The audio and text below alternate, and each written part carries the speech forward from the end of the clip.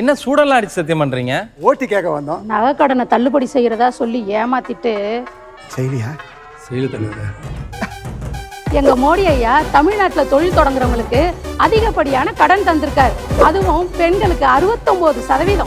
நீங்க சூட ஏத்தி சத்தியம் பண்ணாலும் எங்க ஓட்டு மோடி ஐயாக்கு தான். போயிட்டு வாங்க. தாமரைக்கு வாக்களியுங்கள், பாஜகவை வெற்றி பெற செய்யுங்கள்.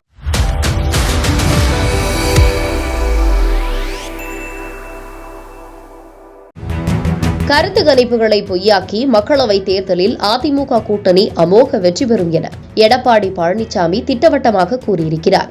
மத்திய மாநில அரசுகளால் தமிழ்நாட்டிற்கு எந்த பலனும் இல்லை என்றும் அவர் பரபரப்பு குற்றச்சாட்டை முன்வைத்திருக்கிறார். மக்களவை தேர்தல் பிரச்சாரம் ஓய்வதற்கு முன்பாக செய்தியாளர்களிடம் பேசிய அவர் மத்திய மாநில அரசுகளை கடுமையாக சாடி பேசினார்.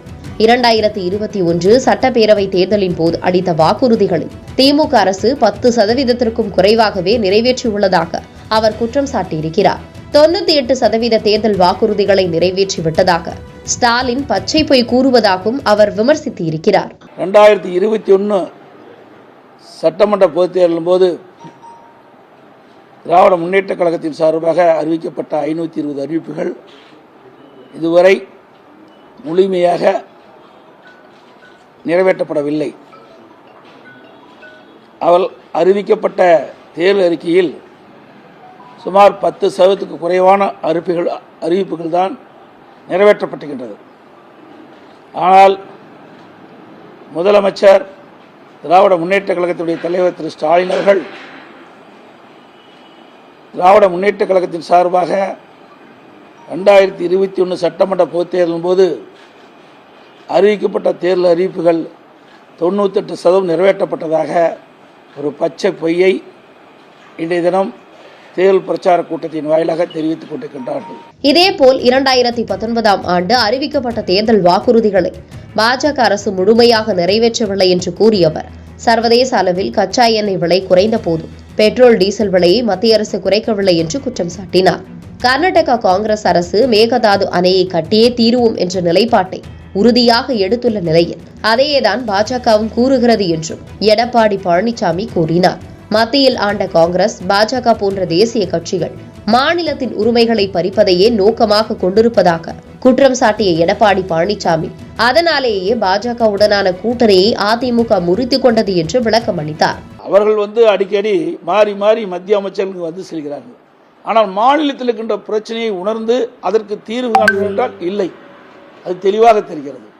தமிழ்நாட்டு மக்கள் பாதிக்கின்ற பொழுது, தமிழக மீனவர்கள் பாதிக்கின்ற பொழுது அந்த பாதிப்பிலிருந்து மீட்டெடுக்க வேண்டும் என்பதுதான் அனைத்து இந்திய அண்ணா திராவிட முன்னேற்றக்கூடிய நிலைப்பாடு.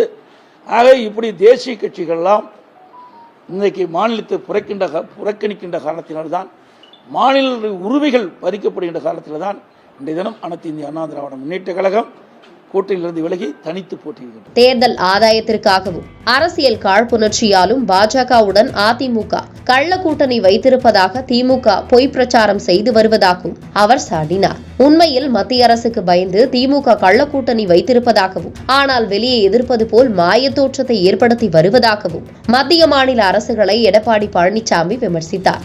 இழுபறி என வந்தால் யாருக்கு ஆதரவு என்ற செய்தியாளர்களின் கேள்விக்கு யாருக்கு ஆதரவு என்பதை அந்த நேரத்தில் தெரிவிப்போம் என கூறினார். அது அந்த காலகட்டத்தில் பார்த்துக் கொள்ளலாம். அப்படி ஒரு நிலைமை வரும் என்று நீ கருதுறீங்களா? சொல்லுங்க.